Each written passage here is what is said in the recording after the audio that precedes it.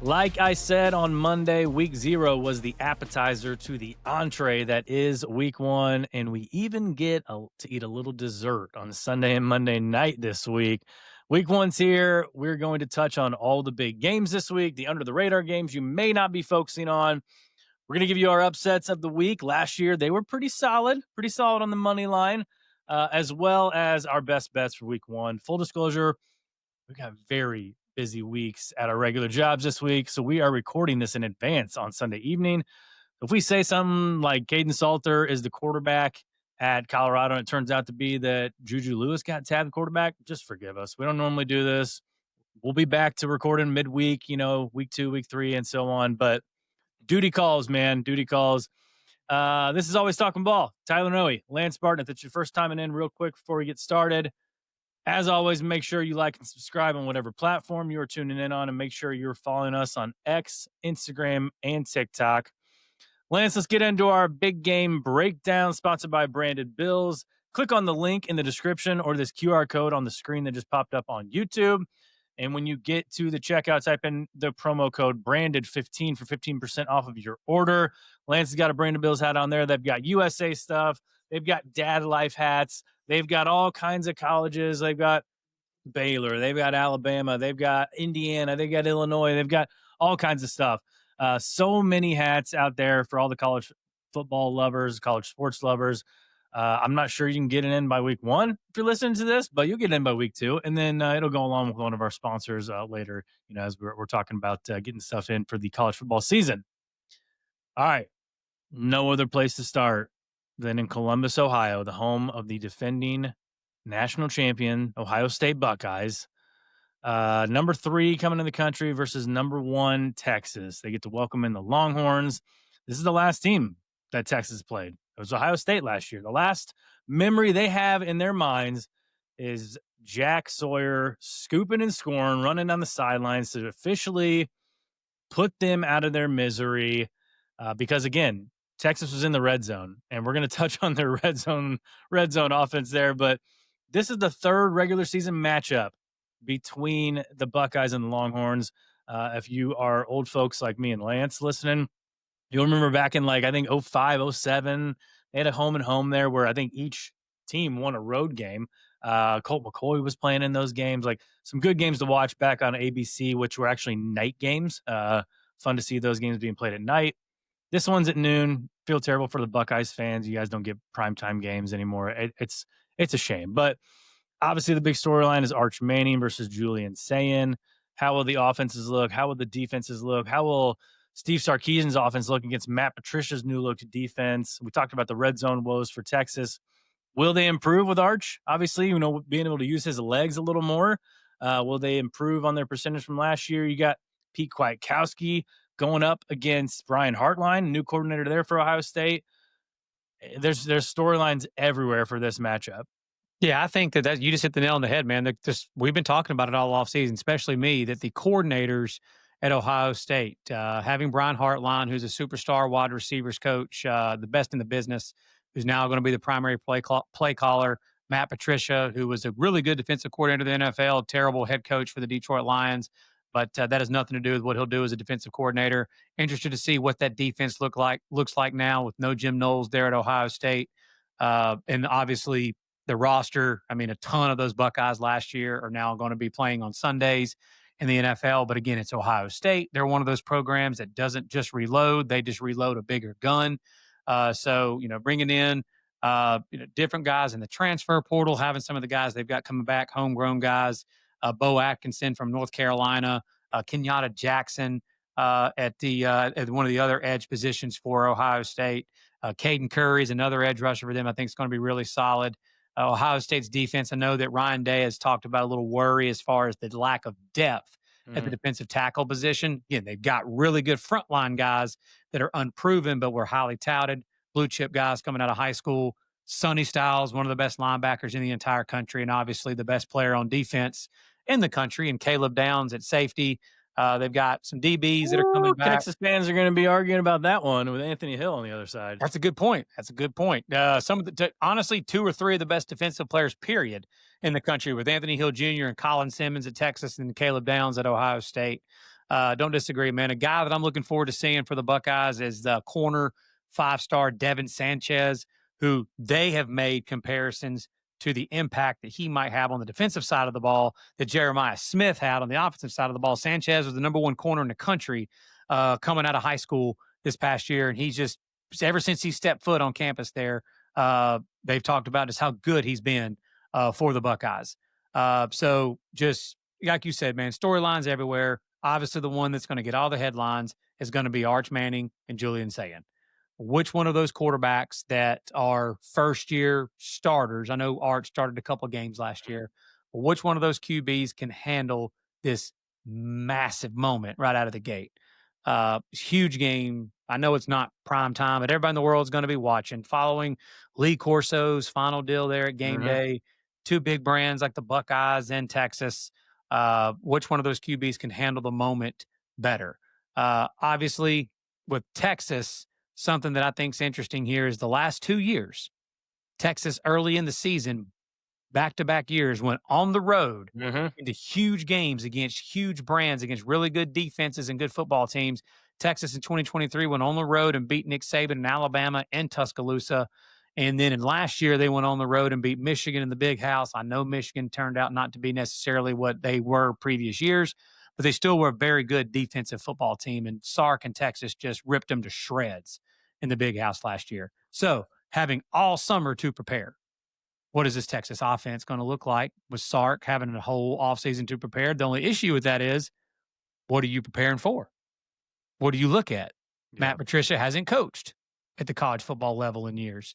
So I don't know what kind of tape you're going to be watching. I guess probably some NFL tape of Patricia's defenses in the past and whatnot. But if you're Texas, you're just going to do what you do, man. They're going to run the football.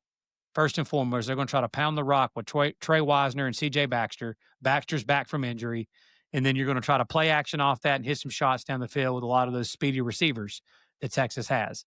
Texas has a plethora of just burners at wide Mhm. receiver. Some of them are unproven, but again, they're former 5 stars, top receivers at their respective positions. A transfer from Stanford who was very good last year as a freshman at Stanford. A transfer tight end from Cal who was the top tight end transfers injuries. He was a top tight end transfer in the country Yeah. this past year. We know Texas likes to use the tight end in the passing game, so it's just going to be interesting of a cat and mouse game between these two coaching staffs. And I can't wait to see what Ohio State's going to look like offensively with Hartline calling plays. Yeah. Are they going to be slinging it all over the yard with Julian Sayin and that ridiculous wide receiver bunch? We know Texas is going to have one of the best like edge rushers, linebackers, one of the best pass rushers in the entire country. They've got multiple dudes that can get home and get sacks and get pressure on the QB. And I think it was you that said in our top defenses episode that Texas may have the best back seven in the entire country with Mhm. their linebackers and their DBs. Yep. So that matchup of the Ohio State wide receivers with those Texas DBs, what's that going to look like? But dude, I can't wait to see like what do you think Arch is going to look like, man? Week one. What is your honest expectation for him week one on the road in the big house? I mean, sorry, in the big house. in the horseshoe. Yeah, we'll talk about obviously, with the LSU Clemson game coming up too, with like, the atmospheres and everything. Week one can be a little different. Like if these games were happening in week 12 and you're talking about going into the horseshoe or going into Memorial Stadium, like, how are they going to handle that? Like Texas will have played in SEC stadiums, LSU will have played on the road. Like, but again, week one, you're kind of hyped up. You're so jacked up to finally hit somebody else besides your own guys. But yeah, I think Arch, man, like he just carries himself with such swagger. And it's not normally a swagger you see from a guy with the last name of Manning. I agree. Um, but it's intriguing to see, man. Like you mentioned Patricia on the defense side of the ball, and you touched on Hartline. Like, yeah, what like is Day going to have his imprint on the Ohio State offensive game plan? Like, or is he going to fully let at least out of the gates, first game of the year? Like, let's see what happens. Is he going to let Hartline control the offense, call all the plays, not give any input, like just let him do his thing like he probably did with Chip Kelly? Yeah, I think he'll definitely have an input on it, obviously, especially in the game plan. But as far as the game being called itself, I would imagine it's going to be Heartline. Yeah. But I agree with you. That is intriguing to see because we know a couple of years ago, think Hartline might have started out as the play caller, and then Day ended up taking over the reins. Yep. But what I'm looking, the question marks I have for each of these teams, Texas, which is we're going to talk about this in a little bit too with LSU going to Clemson, having a new offensive line going on the road in Columbus in that hostile environment, the communication piece of that, of having a bunch of guys that's never been in the heat of battle together as a unit, going on the road in a hostile environment like that. What is that communication going to be like? How are they going to handle that defensive front for Ohio State that's going to have some solid pieces? And then the other, You know who this sounds a lot like? It sounds a lot like people were talking about Notre Dame last year going into College Station yeah, week 1. And yeah, I have faith in these coaches. Like, I have faith in Marcus Freeman. I got faith in Sark that they're going to figure it out and they're going to have a game plan set for that. Like, they're just going to be ready for it. Yep. And then the flip side of that is Texas on the other side on the other side of the ball. What does Texas's interior defensive line look like? They lost again 2 years ago. They lost two of the best in the country, and Murphy and Sweat. They replaced those guys through the transfer portal and some homegrown guys, and didn't really seem like they had much of a drop off at all last year. They lost multiple guys this past year, of last year's Texas defense to the NFL, and they replaced them with guys in the transfer portal. Mhm. Marad Watson, who's a transfer from Syracuse, who everybody that you listen to that sees Texas's practices and that covers the team closely talks about that they think they really hit with that guy. Cole Brevard from Purdue.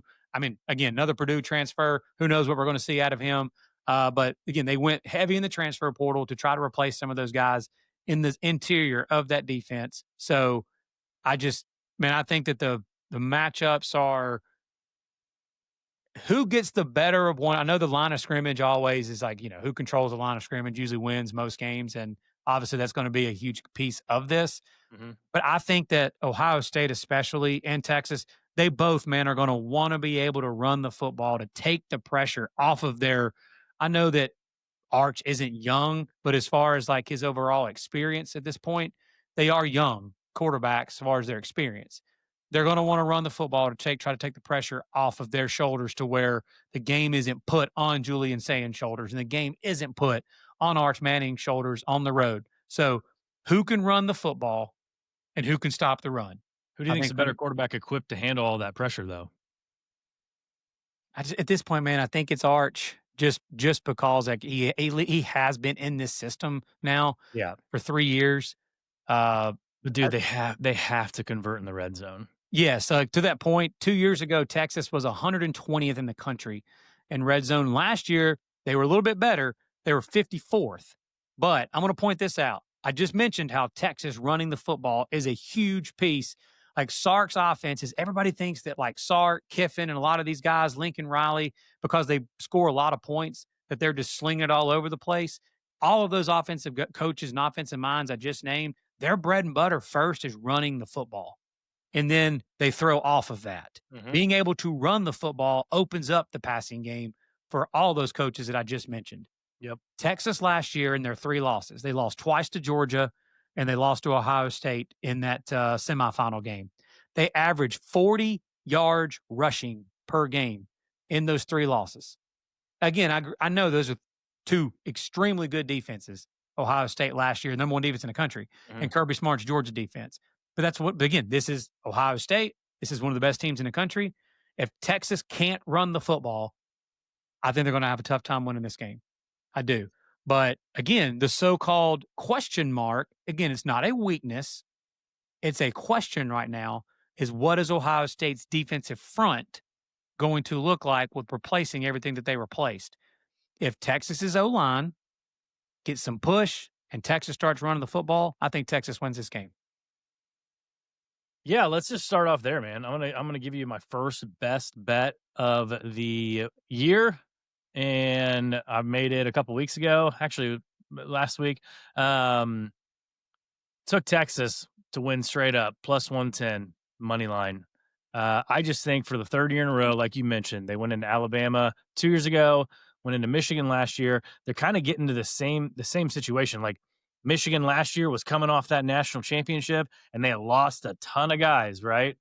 And they had this big game, and Texas just went in there and they looked so much faster than Michigan. They looked more physical, everything. I don't know if Texas is necessarily going to look a lot faster than Ohio State because Ohio State recruits to like Yeah. SEC speed levels, like different than Michigan did. Um, but I just think 3 years in a row, I think Sark no when's Texas gonna host one of these games, right? Maybe next year, but I just think, 3rd year in a row, I think they go in to Ohio State. I think there's a little bit of a hangover from the championship from Ohio State, and I think Arch gets the better of Saying. I think, Patricia and those coordinators, they struggle in the first game, man. It's a tough game, tough go to go ahead against, the number 1 team in the country, which AP has, we have, all that. I just think Texas goes out, makes a statement early in the season, but you're really with these big games and with the new strength of schedule metric and record strength, like that the committee is supposedly using. Um, these types of games will hopefully be played more in the future, and it's good for us to watch. It's fun for us to watch. So I don't think it's going to be a blowout either way. Would it surprise me if like Texas went in there and won by a couple touchdowns? No, it wouldn't. But Really? yeah, I don't think it would. So that's why I'm taking Texas on the money line. They're underdogs right now. I think of 1.5. Okay. Well, I'm with you. I've got Texas on money line plus 110. So we match up together on that. I think Texas is going to be able to run the football a little bit in this game. I think Texas's pass rush is going to be able to get home. I think it's the best in the country. With Colin Sammons, Anthony Hill Jr., Trey Moore, Ethan Burke, and they're going to have some other guys too that we're not thinking of that have been blue chip Hmm. recruits that they brought in. And I think that Texas's secondary is going to be able to hold their own enough Yeah, against that Ohio State ridiculous wide receiver core. I they did it last year in the playoffs. Yes, they did. Yeah, Again, I mean they shut dude, down Jeremiah Smith. man, you know how people are, bro. All they do is look and say, "Yeah, Texas lost by double digits last year." They were on the freaking 1 yard line with Hmm. with at the very end of the game Yeah, the chance to tie it up, yeah, and then they couldn't get in the end zone. We talked about the red yeah. zone woes, uh, and I just think that this being the first game for this new coordinators, like you talked about for Ohio State, that Texas. It's funny you mentioned that about Michigan last year, catching them coming off a national championship, replacing a lot of starters, very similar to like what Ohio State's doing here. Yep, Even when they called Alabama in 2023, yep, that was coming off of Bryce Young, and they transferred over to Jalen Milrow. That was Jalen Milrow's second ever start yep. for Alabama. They didn't know what they were offensively there at that time, so they caught them in a decent time. Again, I think Ohio State is going to be a player in the championship race in the Big Ten and in the national championship picture going forward. I don't think this game ruins it for either one of these teams, whoever takes the L here. But man, I like Sark, Kyle Flood, the offensive line coach, Pete K, the DC for Texas, the coaching continuity there, what they are bringing back, the pieces that they've added at wide receiver and tight end. I just think that this Texas team gets it done. I think it's a war, and Texas wins this game somewhere in one possession game. I have another best bet in this game. I have two Ooh, best bets in this game. okay. I like under 48. I like under 48 in the game. I think both of these defenses are just too dang good. And I think that they will control the game too. Again, younger, two inexperienced quarterbacks. I don't think that they're going to want to put the game on the shoulders of each one of their quarterbacks. I do think they're going to let their defense play. They're going to run the football, try not to turn over, make catastrophic mistakes. So yeah, I've got this game. I've got like my score prediction is Texas 24, Ohio State 20, as we see here right now. Dude, we're rolling. It's week 1. Let's go. Hey, real quick, look at the bottom of the screen and hit that subscribe button. If it's already hit, we appreciate you very much. If not, it doesn't cost you a thing, and we appreciate you as well. Thank you. All right, let's go to Death Valley, the Battle of the Death Valleys, right? That's right. 11:30 ABC Saturday night, LSU at Clemson. This is the first regular season matchup between the two programs. You That's got crazy. our number 1 and number 2 quarterbacks in the country. Most everyone's number 1 and number 2, except for Josh Pate, who has DJ Lagway up there. You got Cade Klubnik versus Garrett Nussmeyer, who, by the way, Garrett Nussmeyer just got tabbed on Sunday with the number 18 jersey. So he's no longer wearing the number 13. First Interesting. quarterback to wear number 18, which is a big thing at LSU, like a Yeah. kind of a leadership number. First quarterback to wear number 18 at LSU since Matt Mock, the Okay. guy who led them to their first national championship. So, Yeah, number 18 and number 7 are like their yep, two, like, there's like a prestige to wear that number. yep. Big question. Will LSU's defense improve enough? And our guy here, Lance, he's on record as saying that he thinks they're going to be one of the most improved units in college football. And we just talked about it with Texas Ohio State. This is a night game in Clemson and Memorial Stadium, who we have in the top 10 of our toughest places to play. Go check that out on Instagram and TikTok. It's gotten a wide range of comments, still rolling strong. Um, how will this environment, again, week one, I know they've done it before in the past, but week one, how will this environment get to Garrett Nussmeier and or Brian Kelly? Because we know the first week woes that LSU has had, especially since Brian Kelly's got there, 2 losses to Florida State, last year to USC. Those 3 were neutral site games. Now they got to go and actually play a true road game in front of 90,000 people at Clemson. And I just think Clemson is they've got some momentum. Both these teams got some momentum they're carrying over from 2024. So this one figures to be a really good matchup. I think that if you could handpick a couple of teams in all of college football that might be the toughest matchup for LSU's offense right out of the gate, would be going on the road to this certain team Mm-hmm. with a brand new offensive line.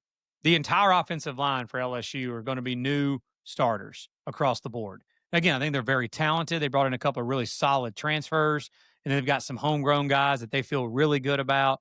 But going on the road at night, where again, communication is at a premium in these road environments, in these crazy road environments, in a night game like that at Clemson. And then on top of that, arguably the best defensive line in college football is what Clemson's going to put out on the field.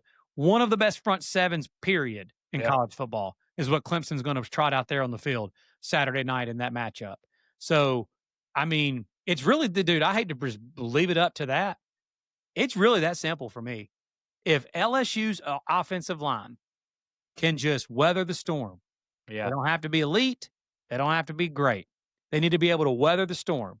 Now, Tyler, what is it that a team that goes on the road in a big game, if you're an offense, if you want to try to take the crowd out of it, if you want to try to get your offensive line feeling good and rolling a little bit, what is it that you need to do as an offense? We need to turn around and hand the rock to Caden Durham. Exactly.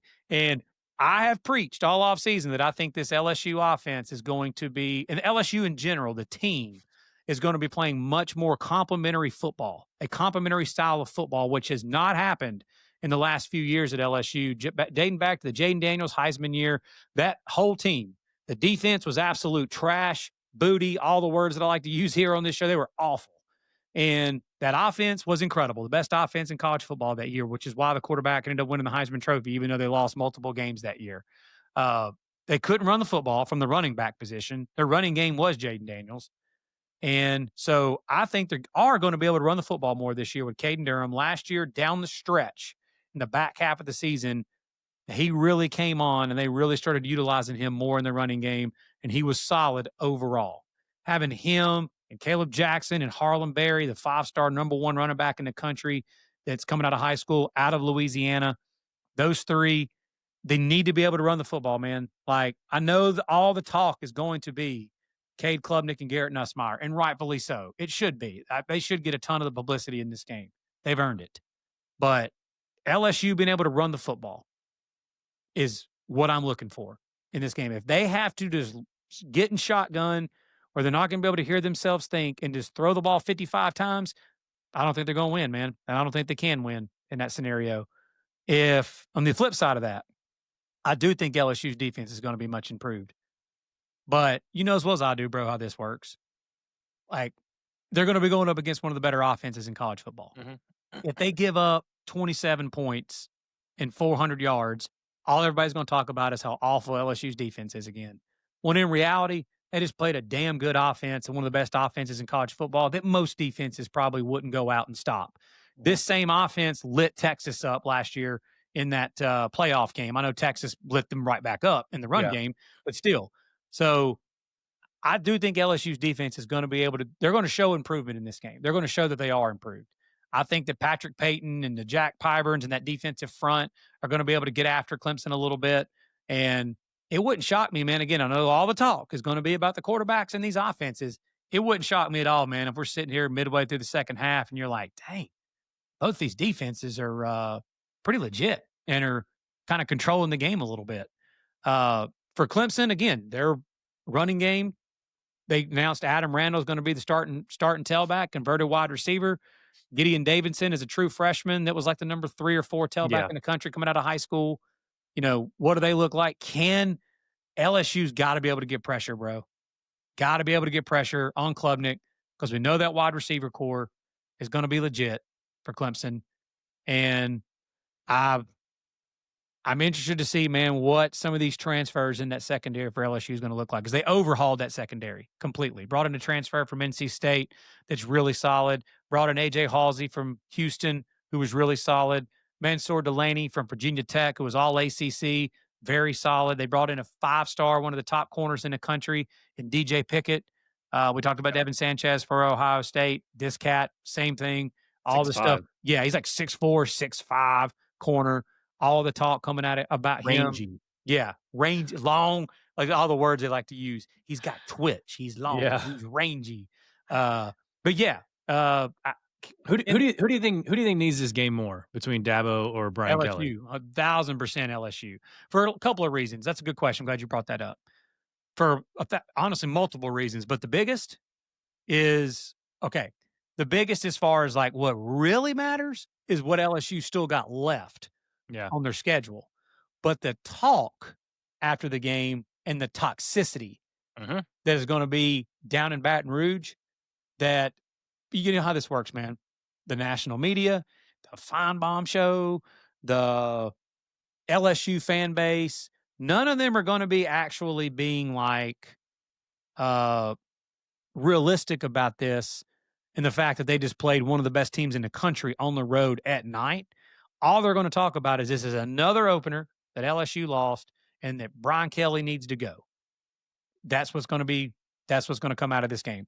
This will be the biggest overreaction period. And honestly, even if Clemson loses, the narrative will start to become with Dabo. Yep, they still can't beat the best teams. They can't beat the SEC teams. They went 0-3 against Mhm. SEC teams last year. Clemson's really good against some of the middle tier ACC teams, and they can't beat the best teams that they play on their schedule. Yeah. And that the transfer portal stuff that Dabo does and doesn't do, it still doesn't work. This is same old Clemson that we've seen for the last 3 or 4 years. Is that fair? No, it's not. But that'll be the narrative coming out of the Yeah. game. Uh, but I don't love either side, man. If you made me take a pick in this game, I would take the points with LSU at +4 now that it's gotten up to 4 because I think this is going to be a one possession game and like a field goal type game no matter what. Like I'm thinking like a 27-24, type of game one way or the other. The total being all the way up there to like 58. I get it with how good these offenses are and how good these quarterbacks are. But I'm telling you, man, I think these defenses are both, including LSU, is going to be solid year 2 under Blake Baker. I think that Clemson defense is going to be nasty as can be with Tom Allen, new defensive coordinator. Wouldn't shock me if it ended up going under that 57.5, 58 where it sits right now. But yeah, if you made me take a pick right now, I'd take the points with LSU.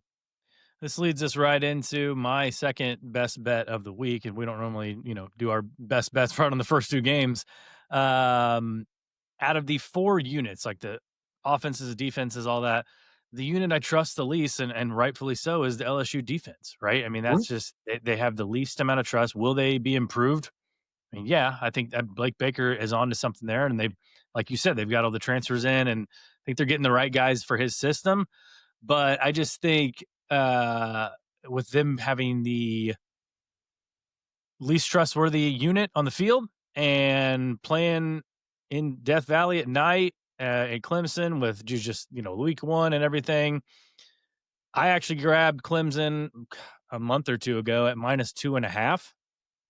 So I took that bet. I got that in pocket right now. I think I would take Clemson -4 right now. I think I would. I think. I mean, I just look back at that USC game last year, and they ended up winning by 7. Um, I honestly can't remember the scores. I know that was a 1-point game against Florida State, but I just think, They got pounded by Florida State in Orlando.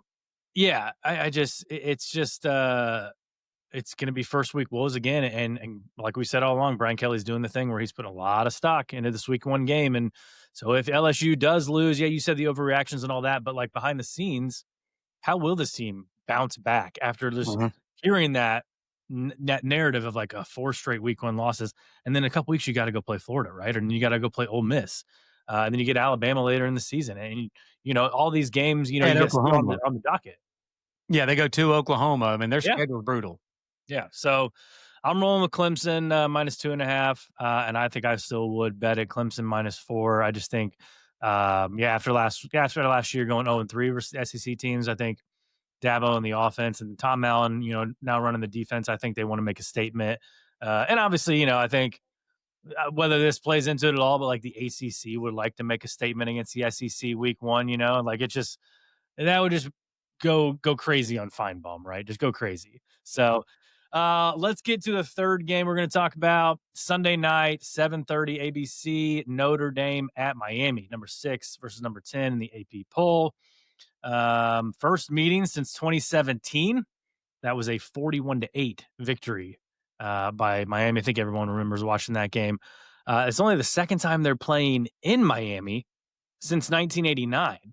And Notre Dame has not won at Miami since 1977. That's not like Lou Holtz never, all those games in the 80s, he never won at Miami. So it's not necessarily such a done deal that Notre Dame going in favored by 2.5 points with a guy in his first start and CJ Carr is going to just kind of, get the job done for the first time in, how many years? 48 years. So you got Carson Beck. Obviously, it's his first start for Miami coming in this year.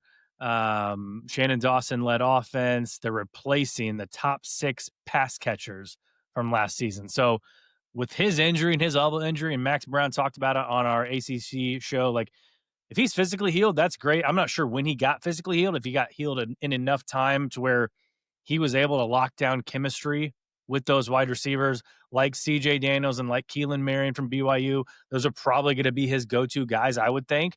Um, but again, like it's the mental side too that Max talked about as like, and especially going up against the defense and the defensive front and that secondary, that one of the best secondaries in the country with Adon Schuler and Devontae Smith and Jalen Stroman, Christian Gray, Leonard Moore, like loaded secondary and new wide receivers, new quarterback. I just, the mental side of it, I just don't know how it's going to fare for him. Other side of the ball, Corey Heatherman, great hire from Minnesota. He definitely will improve that Miami defense. Will he improve it game 1? I don't know. Got to go up against CJ Carr, so you got a little bit of a head start there going up against a guy who's only started 0 games in college football. So experienced offensive line though for Notre Dame, experienced running backs. Sounds like word on the street is Jaden Greathouse is not going to get the start at wide receiver for Notre Dame. It's going to be Malachi Fields, transfer from Virginia, Will Pauling from Wisconsin, and then Jordan Faison in the slot. They will rotate those guys a lot. So Greathouse, you will see him a lot. And I mean, it's tough to stay healthy at that position with turned ankles and whatnot. I mean, Faison got hurt week 1 last year against A&M. So you'll see a lot of those guys, but it's kind of surprising that they're that deep and that wide receivers coach Mike Brown thinks they're that deep that he's going to hold a guy like Jaden Greathouse not being the starter. Guy that exploded onto the scene semifinals and finals last year with 13 catches or so between those 2 games. So I don't know, man. As a Notre Dame fan, I'm excited to watch this game. I'm excited to see just the coaching matchups in this game, the quarterback matchups, the secondaries, all that stuff. How Miami's secondaries is improved after last year being at that A&M game in College Station and seeing Notre Dame kind of get that quote monkey off their back of winning, Marcus Freeman winning a big game. You got to feel confident if you're a Notre Dame fan going into Miami. Yeah, but just like we talked about a minute ago with Texas and Ohio State, in this game with a new quarterback, I know Carson Beck obviously has played a ton, but new at Miami, like you mentioned, replacing their top 6 pass catchers for Miami. And you mentioned like CJ Daniels and Keelan Marion, like they will be playing. Mhm. Man, from what I've heard from the Miami insiders that see practices, that have been seeing practice and talked to the coaching staff there a lot, former top 100 recruits in 2024, JoJo Trader and Nye Hall. Yeah. You're definitely going to be seeing those guys. They've got some, Car. sorry, Nikar, yeah, Yeah. yeah. They're going to be playing. JoJo Trader, by the way, I'm pretty sure was a high school teammate of Jeremiah Smith down there in Florida. So just interesting little nugget there. But Miami returns 4 starters along their offensive line, and their only returner the only guy that is not a returning starter is James Brockermeyer, the former Yeah. number 1 center in the country coming out of high school that went to Alabama. He ended up transferring to TCU, had a big year for the Frogs last year. Now he transferred to play for Mario Cristobal at Miami. So I think with a new quarterback for Notre Dame and CJ Carr, a bunch of young wide receivers that, like you said, I don't like Miami's matchup against those Notre Dame DBs at all. A bunch of new young wide receivers for Miami going up against a man coverage, like physical man coverage defense in the secondary, like Notre Dame. Both of those teams, man, have really like Miami has really good tailbacks as well. Mark Fletcher and Jordan Lyle are studs. And obviously, Mhm. we know how good Notre Dame's duo of tailbacks are and how good their offensive line is. So, which team can stop the run? If Miami can hold up and stop or just hold up against the Notre Dame run and force CJ Carr to have to beat them, as a fan of the sport, I am ready to see what CJ Carr looks like. So I actually do hope that we get to see Notre Dame be forced to turn those wide receivers loose and to turn CJ Carr loose because I do think that they've got it in them. We've talked about it. We do think that CJ Carr and this wide receiver core and this Mike Denbrock offense can sling it around a little bit more than what we've seen the last couple of years. They're going to be able to do that.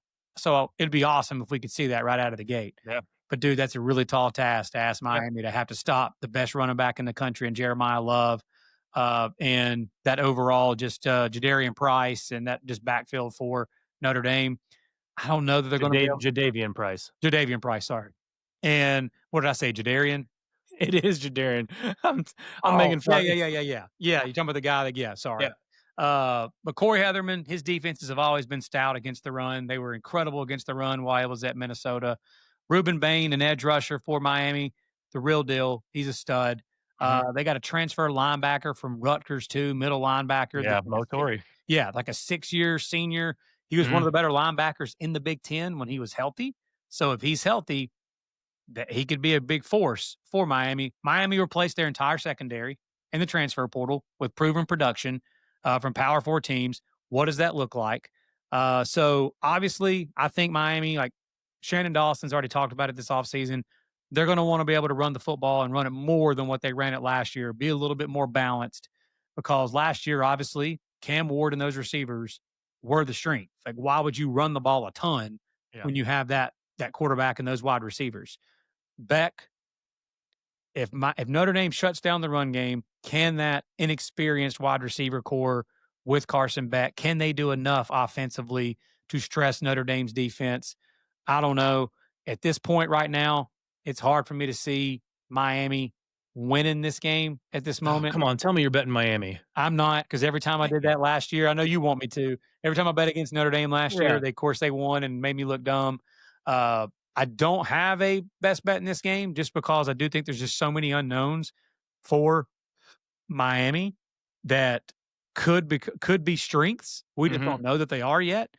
Like again, like what if we talked about in our last episode? What are some of the biggest what ifs? What if Corey Heatherman, that Miami defense, is much better this year? What if Miami wide receivers can catch the ball unlike Georgia wide receivers? Exactly, exactly. But I just think I think that Notre Dame's strengths are a little bit going to be overpowering to some of Miami's, like not necessarily weaknesses, but Miami's question marks. Notre Dame's secondary against that young wide receiver Mhm. core. Notre Dame's offensive line against Miami's defensive front. I think Miami's defensive front is going to be solid, but I don't know that they're going to be good enough to be able to just to hold up against that running game for Notre Dame. So I'll take Notre Dame in this game. It's not a best bet. I think Notre Dame wins. I think it's going to be around a one possession game. I do think Miami Yeah. is going to be able to hang in this game. Yeah, I mean, usually when I give out picks for Notre Dame games, like I toot my own horn here. I'm kind of on it. Like my first ever best bet on this podcast in August 23 was them playing Navy in week 0, and I said they were going to cover that I was 20, and they I was won by with you on that one. 38. So I'm not really going to give out a pick there. I'm just excited to watch the game. Excited to watch football on a Sunday night. Should be good. 3:30 back on Saturday. ABC. Your boys Alabama at Florida State. First time ever meeting in Tallahassee. Kind of crazy to think of. Um, dude, it's I told you the other day I was looking at this a little bit of pick six previews and kind of just looking at the rosters, and you've been saying it for at least a month now that like this Florida State team is going to be tough to prepare for, and I do think I think you might have said this too. Like the depth of Alabama will eventually, win out and win them the game. But man, like crazy things can happen. Like on the road, revamped stadium at Doak Campbell Stadium. Just the raw talent that Florida State is going to put on the field, and the athletic talent, like you were just talking about with Miami. Can you replace a whole secondary? Can they hit? Sure. Mike Norvell did it 2 years ago in the portal. He hit on those guys. Last year, he did the exact opposite. So you just don't know what you're going to get. You're going to get Gus Malzahn versus Kane Womack. But the big one to me is Ryan Grubb, who we talked about last episode. Ryan Grubb versus that Tony White defense, who just gave people so much trouble in Syracuse and so much trouble at Nebraska.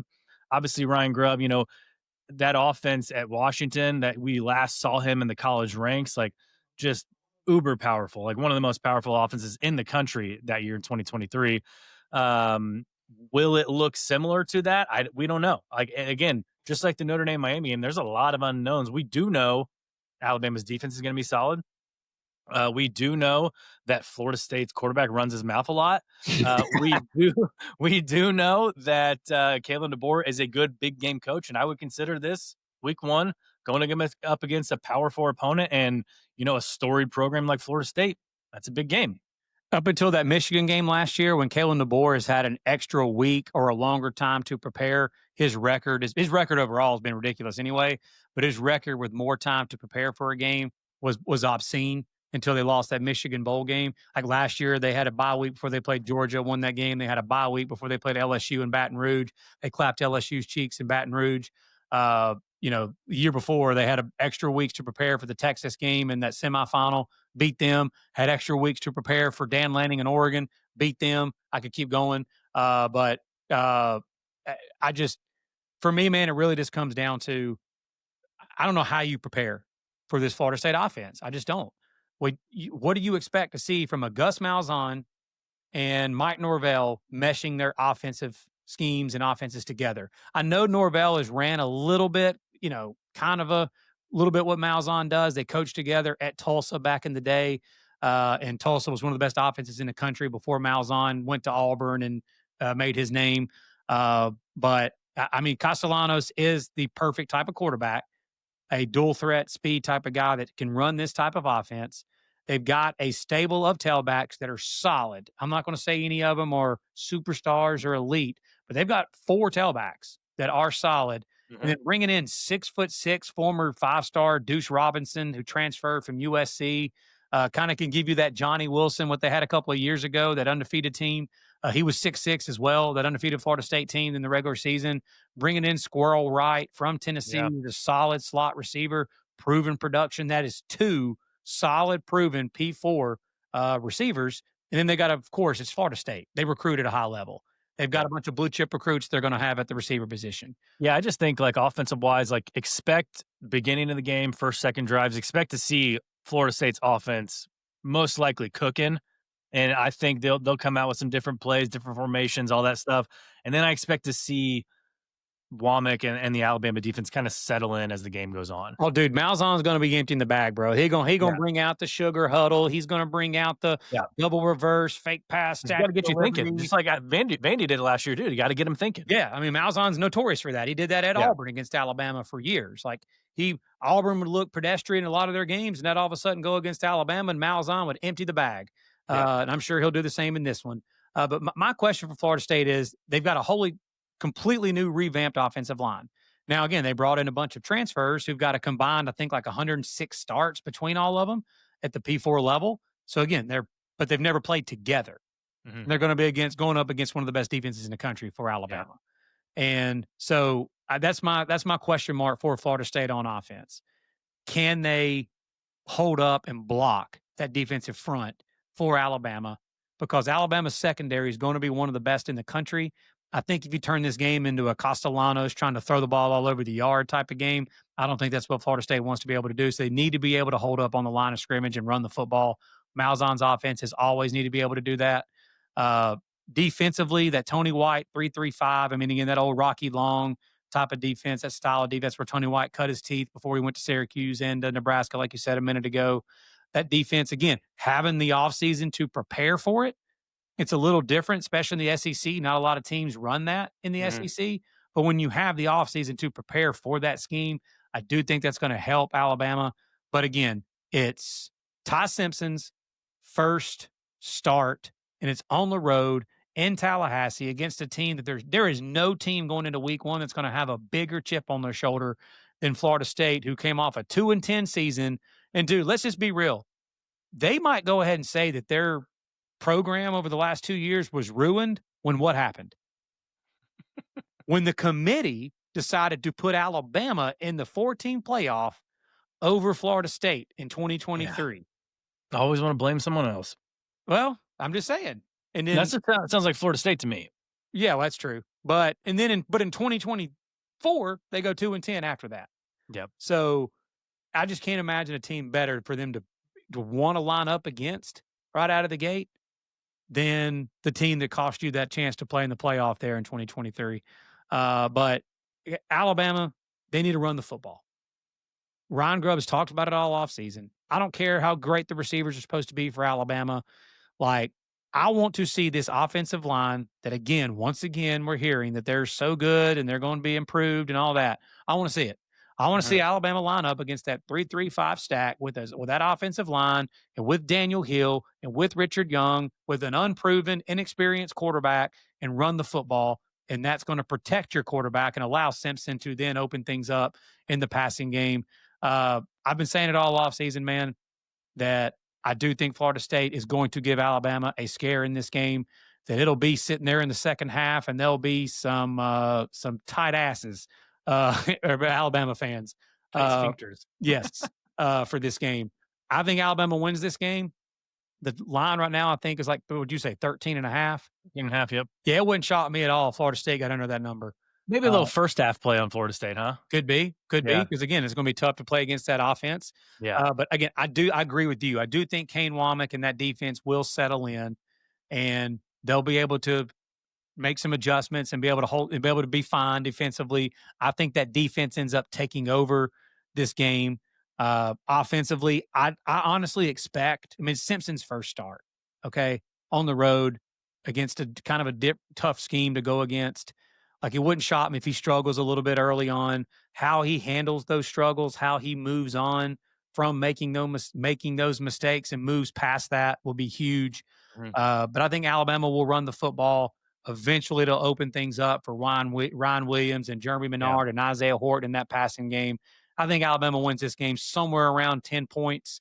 I could see it being kind of like that, 27-17 type of game. So I think Alabama wins this game, but it wouldn't shock me at all to see Florida State get under the number. Final game in our big game breakdowns, Friday night, 8 p.m. Eastern on Fox. The Auburn Tigers travel to Waco to take on the Baylor Bears. Auburn favored by 2.5 in the game. Um, this game, right? I mean, I'll just put it right out there. This game to me will be decided by Jackson Arnold and the Auburn wide receiver room versus the Baylor defensive backs room. I mean, it's one of the best units in the country, that wide receiver room. Baylor's secondary struggled last year. Will they have improved enough to try to slow down that offense? And will Jackson Arnold have improved enough? Obviously, he's still a five-star talent coming out of high school. It was kind of that Tennessee game last year where things kind of fell off the wheels. Like, the wheels fell off for him. Again, Tennessee was a top 10 defense last year. Like, he was going against a top 10 And defense. one of So the best D lines in the country. yeah, we got to keep that in mind too. Um, so it just this is a big one. This is a big one for Hugh Freeze. I'm not Yep, gonna say it's bigger for him than it is for Baylor. I agree. Obviously, Baylor, again, kind of with the Clemson LSU thing. Big 12 wants to prove that they belong, right? They got an Mhm. SEC team coming into their backyard.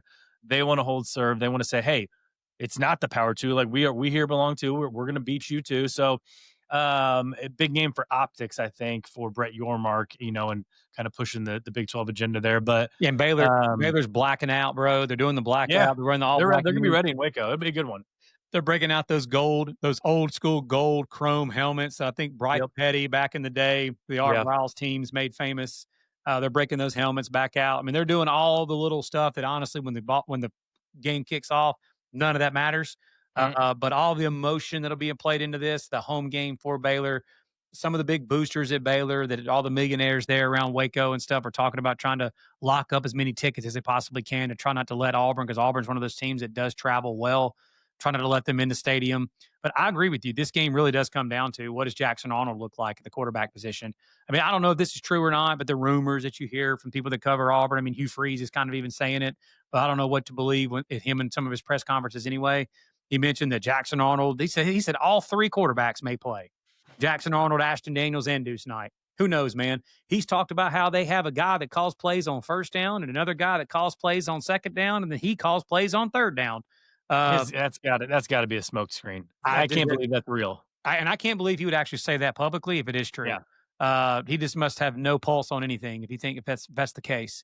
But yeah, I don't disagree. If you're Baylor, I think that you have to, your defensive style of game going into this game is, I want to see if Jackson Arnold can beat me.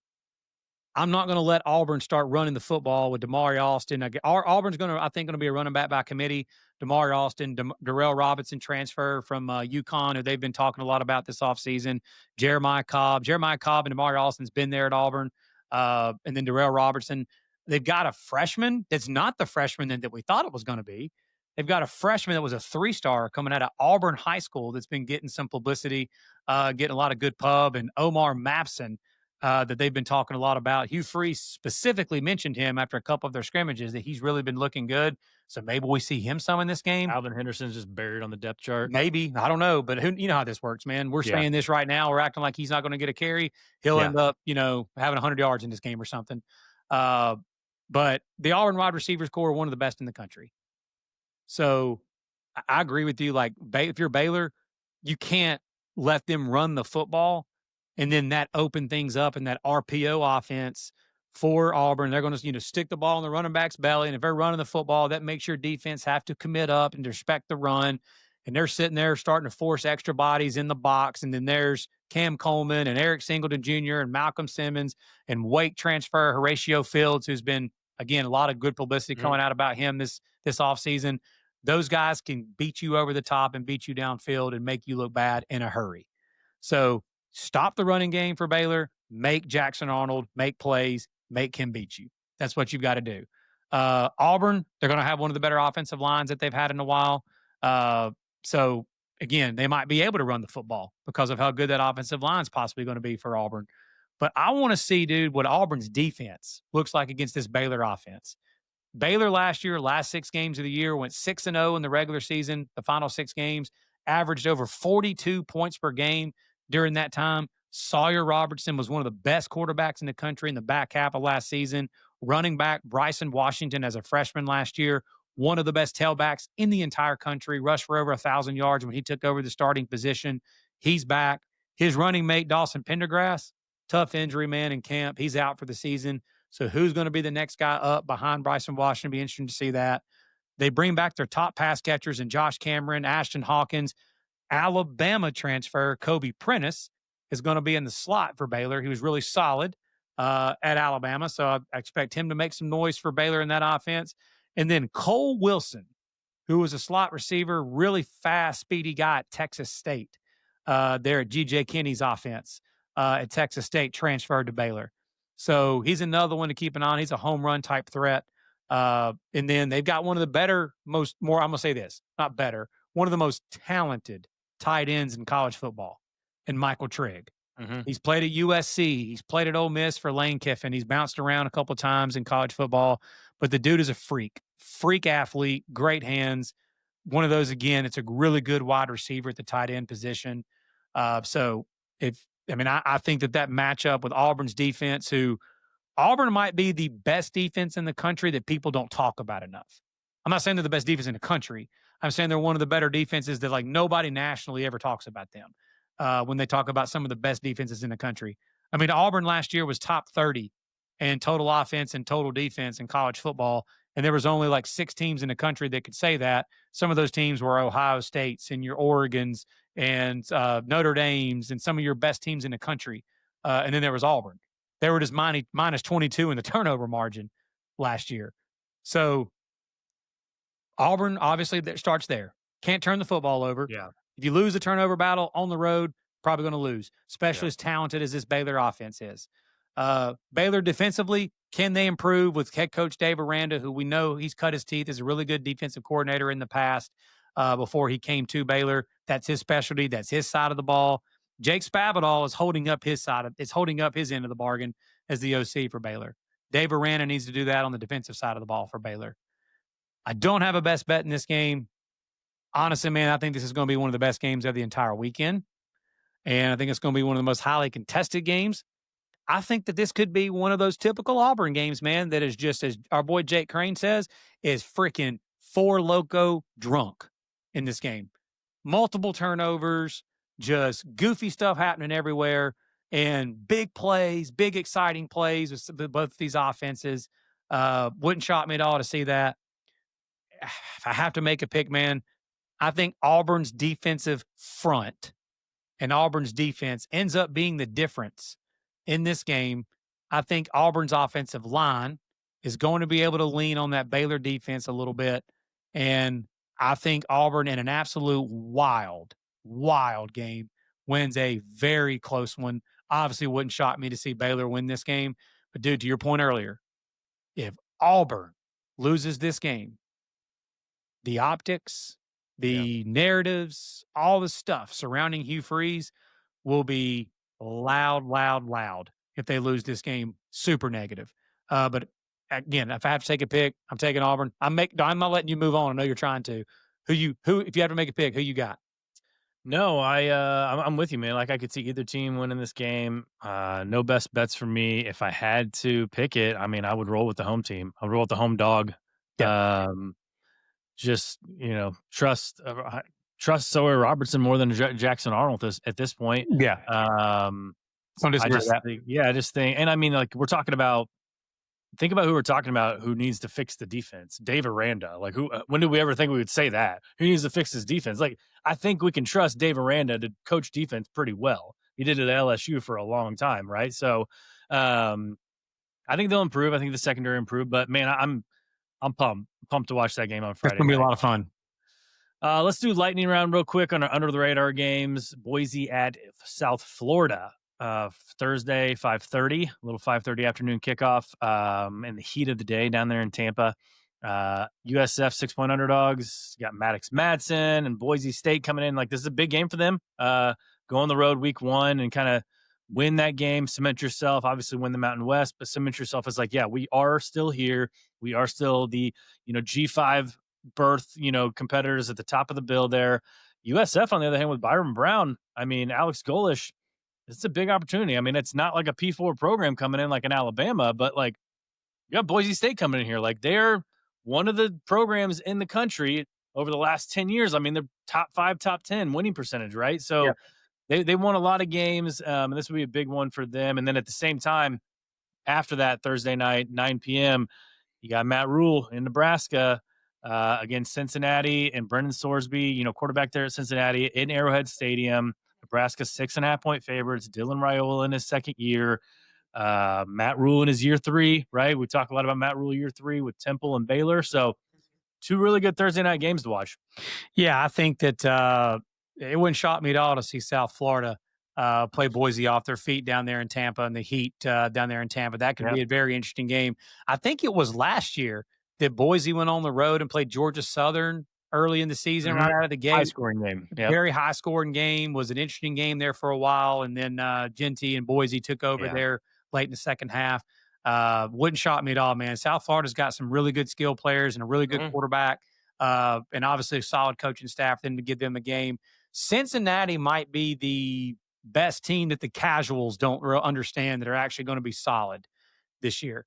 That Cincinnati bunch is going to be a solid team. And Sorsby is a very, very good college quarterback. So it wouldn't shock me to see Cincinnati give Nebraska all they want there in that game. I'm just excited to see what Nebraska's offense is going to look like, man. With Dana Holgerson now there with the entire offseason, they've been talking about so far, all the people that cover Nebraska at a high level have been talking about that Raiola, that receiving core, that offensive line that brought back multiple starters, plus two really good power forward transfers from Notre Dame and Alabama, that offense is going to look better and more improved this year. So interesting to see that right out of the gate. If that offense does look like what they're saying, that's going to be, I think it's going to be two really, really good football games, man. Friday night, same time as Alabama, or same time as Auburn Baylor. Brent Key and the Yellow Jackets of Georgia Tech are going on the road to play Dion and the Buffaloes in Boulder. Georgia Tech 4-point favorites. They are one of my ACC teams to make the playoffs, so they have a chance to make me look really smart or really stupid here in Week 1 with Haynes King and Jamal Haynes and those guys. We don't know for Colorado whether or not Juju Lewis or Caden Salter is going to get the start yet. But again, you're losing Shadur and you're losing a ton of those guys at the wide receiver position, plus the Heisman Trophy winner. Like, I don't know how. I mean, what do you expect from Dion and the Buffaloes this year? I mean, I know their offensive line should be a little bit improved, but the overall skill group, they're going to have solid skill players still, but it's not going to be what it was last year, man. It's just not. That receiving core that they had last year, along with Shador, that's just not going to be the same. So for me, it's just simple in that game. Can Colorado hold up against that Georgia Tech running game? Mhm. Like we know Jamal Haynes and Haynes King and Brent Key as the head coach and our boy Buster Faulkner there, the offensive coordinator, one of the best in the freaking country. Gosh, I love watching his offenses. Uh, they're going to have to be able to stop that Georgia Tech rushing attack. And if they can win this game. But I don't know that they can, dude. I think this Georgia Tech running game is going to they're going to play keep away from that Colorado offense. And I think Georgia Tech does win this game. I'm teetering or not whether it's going to be a best bet.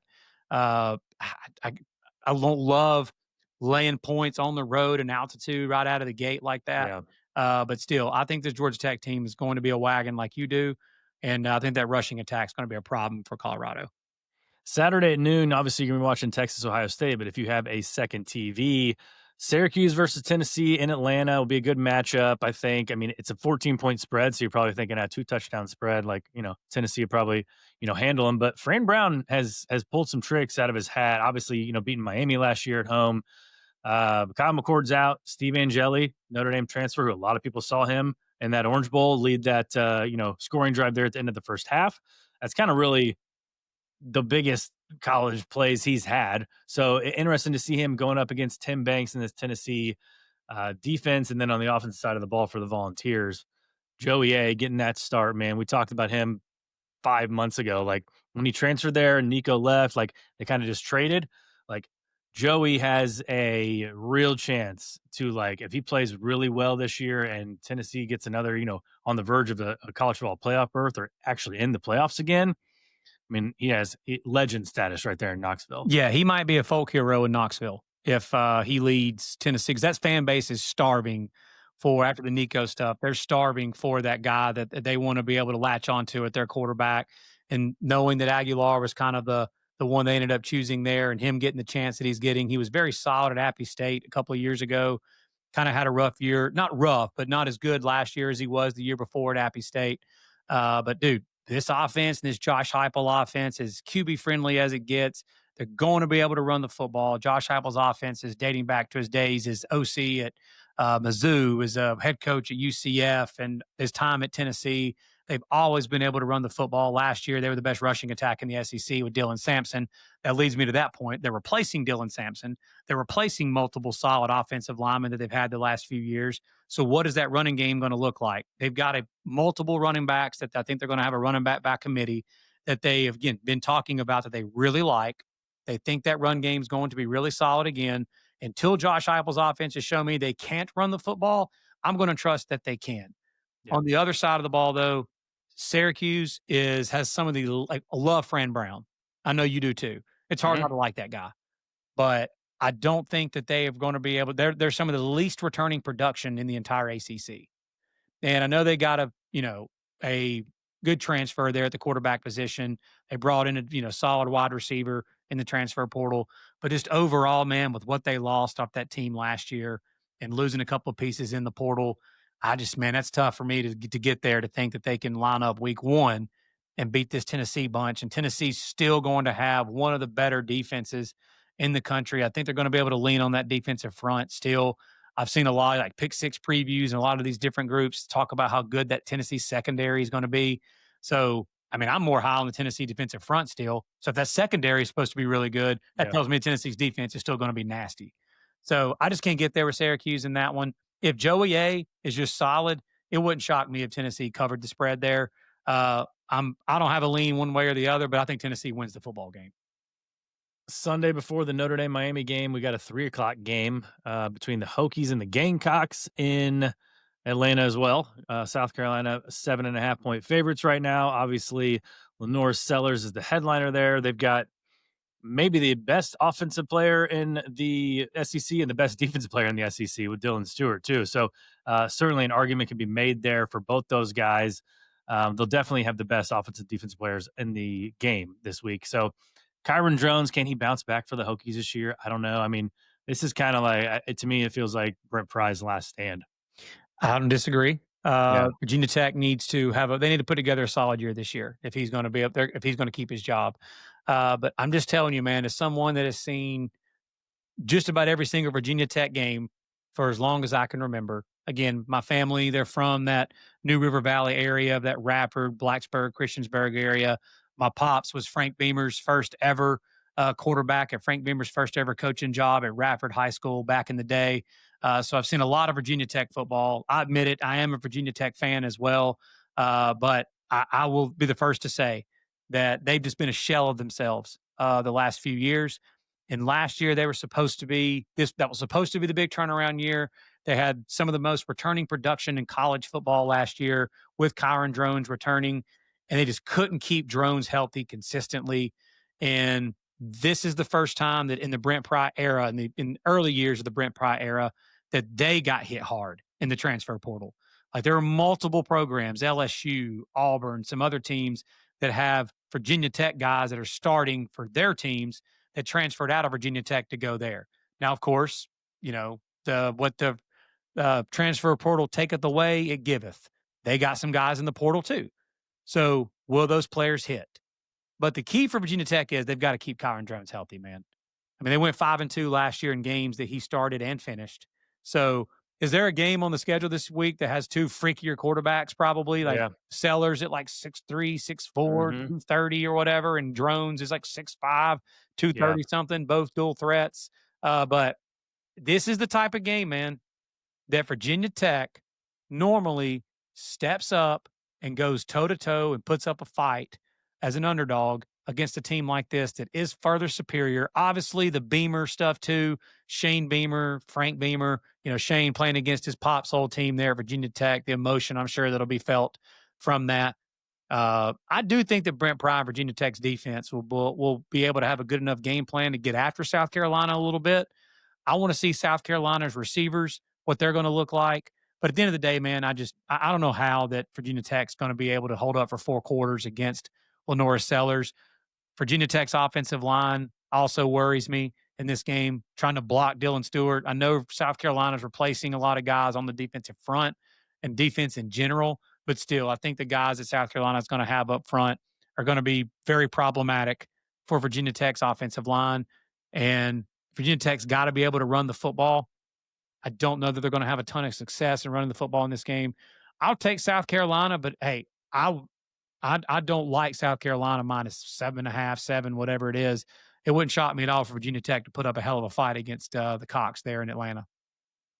And lastly, on Monday night, our Labor Day night game in Chapel Bill, Bill Belichick's first game as the head coach of the Tar Heels, and Sonny Dykes and TCU. They draw the new coach again, like they did 2 years ago with Dion in Colorado. So you got Josh Hoover coming in there against a team that's just, I mean, it's almost brand new with the new coordinators, new head coach. They haven't named a quarterback yet between Gio Lopez and Max Johnson, but we know TCU's got some weapons. They're going to be able to, throw the ball around. So should be a good one on Monday night. Yeah, I don't know I don't know if anybody knows what to expect from North Carolina. They are the biggest mystery going into week one. There's not a team out there that's a bigger mystery than them. I would expect with Steve Belichick and Bill Belichick on the defensive side of the ball that North Carolina's defense will be at least fundamentally solid. and will be able to play solidly on the defensive side of the ball?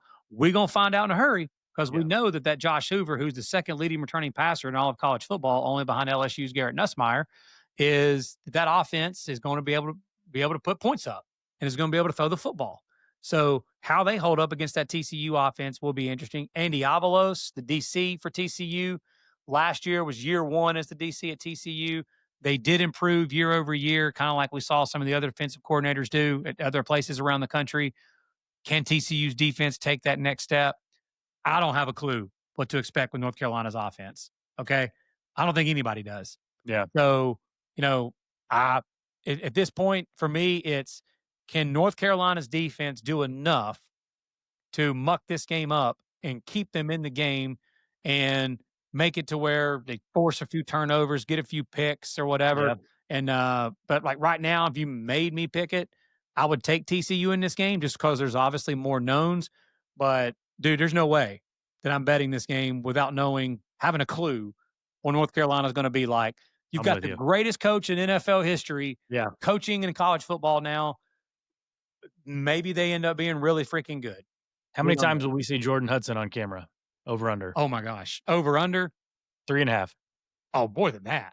They're gonna All show right. her a ton. If she's on the sidelines, They should do like a prop bet. Like, are we going to see her more than Taylor Swift at a Chiefs game? that's a point. That's a good point. They just better be glad Brett Musburger's not calling the game Yeah. because he'd be up there making some nice little comments For sure. about old Jordan. But yeah, man, I think that's gonna be a very intriguing game and just amazing that they put that one on Monday night, Labor Day night, the only game in town Yeah. for college football.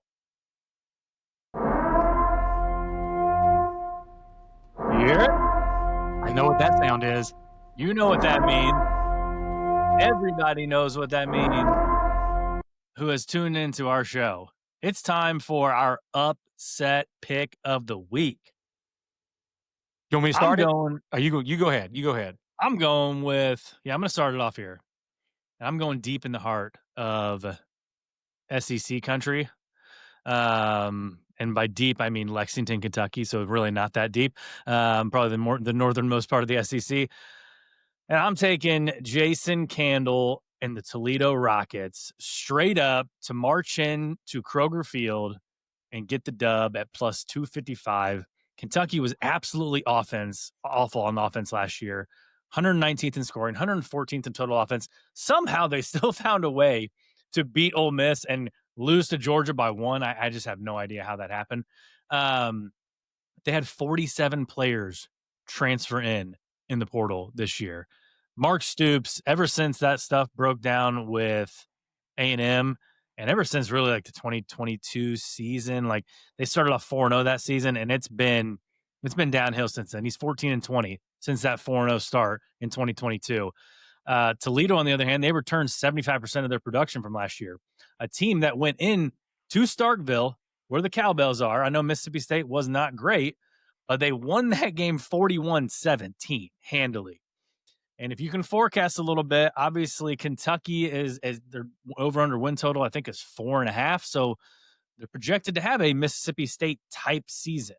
I just think Jason Candle, he's covered 3 straight games against Power 4 competition. The spread right now is 7.5. It's been bet down from 10.5. So it's gone a whole field goal. I'm still taking him straight up because he's nearly won all 3 of those games outright. 2 years ago, they went to Illinois and they lost 30-28. So he knows how to play these games. He knows how to prepare for them. I mean, that Mississippi State game wasn't even the first week of the season last year. Like, he's got all the offseason to prepare for Kentucky. I know Zach Calzada's coming in, whatever. I'm going to roll with the Rockets because they are the MAC favorite. If they can get this game, they're one of the, we didn't get to touch on it in the offseason because we had so much stuff going on, but we usually break down who are the teams that can actually make the college football playoff, like realistically. And I did a little exercise, maybe 35, 40 teams, similar to last year. But Toledo's one of those teams where, like, if Boise State were to fall to USF this week and Toledo goes into Kentucky and they win that game in SEC country and have a win over an SEC team, and then they win the MAC and say they're 11-1 or something, like, they'll be vying for that G5 spot. So I'm going to roll with Toledo week 1. A little Maction upset alert right out of the gate. Love it, man. Love it. Well, you just mentioned mine. I think that I am going to put Boise the group of 5 team that made the college football playoff, who me and you both Yep. put in our playoff bracket. I'm putting them on upset alert week 1 at South Florida. I do think that Byron Brown and that South Florida offense is going to be tough to prepare for. And being in the middle of the heat in Florida in the afternoon like that in that game where that game's going to be played, South Florida's got athletes. We've seen South Florida over the last few years when they play some of the better competition. They have stepped up and played well against some decent teams. We saw they did Alabama a couple years ago. They played Alabama off their feet last year too for about 3.5 quarters, about 3 quarters. Then Alabama ended up stretching it out. But I do think that South Florida is going to give Boise all they want. I think you said that Boise's what, 6.5? 6-point favorites. Yeah, 6-point favorites. Yeah, I think South Florida is going to give them all they want, all they can handle in this game. Wouldn't shock me at all for them to win the game outright. And again, this is a great time to say this. Our upset alert picks are teams that are at least getting more than 4 points. Mhm. You have to be getting more than 4 for to put them in an upset Yep. alert. We're not going to put somebody that's like Ohio State. We're not going to put Texas or whatever, or Ohio Yeah. State on an upset alert with a 1 and a 1.5 point line. Yeah. So good stuff, man. So you got some action as your upset alert, and I've got the Bulls on there in South Florida, giving Boise all they can handle on my upset alert. I almost went with the other Bulls, the Buffalo Bulls, 18.5-point dogs at Minnesota. I almost went with them. So I'll be keeping an eye on that game. I think it's a Thursday night game. I can't say they're going to win that straight up, but don't be shocked if Buffalo covers that 18.5-point spread. Um, Real quick, since we went long, I mean, it's a week 1, preview. Like, we're going to dial these in here as the season goes on. We'll get shorter and shorter, but best bets real quick. I got Texas on the money line at +110. I got Clemson at -2.5. And I've got one more for you. I've got Utah at -1.5. You're going to look on DraftKings or FanDuel and be like, what? That's 6.5 right now. I bet it a couple weeks ago, or sorry, a couple months ago. It was 1.5. Got on it early because I felt like that line was going to really move in favor of Utah because of the uncertainty with Nico. Obviously, the hype around Whittingham and Devin Dampier and the defense that Morgan Scalley always brings. So I'm going to roll with the Utes at -1.5. 6.5. Man, that would be tough for me to bet on Utah, but I certainly wouldn't bet on UCLA. So might be a stay away if you're looking at there. So that's what I got in pocket. And I'm going to give you a little bonus right now because sometimes I like to get ahead of these, lines and everything. This one, I don't think it will change much. It might tick up to 3, but it's -2.5 right now. But it's going to be one of the premier week 2 games. It's Oklahoma versus Michigan. I'm going to go ahead and I just bet Oklahoma -2.5 because I think Michigan might have the chance to, look really good on Saturday night against New Mexico. Bryce Underwood might just like light up the scoreboard, right? And then I feel like there's just always that week 2 letdown for a team that does that. I think Oklahoma's playing Eastern Illinois, right? It does sound right. Someone like that. Mateer could do the same thing too, and he could absolutely light it up. And Underwood could not, and this line can move to 5. I don't know. So I'm gonna go and dabble with Oklahoma -2.5 for next week. Nice. I'm with you with Texas on the money line at +110 against the Buckeyes for the reasons that we said earlier in this episode. I'm going to take also the under in that game, under 48.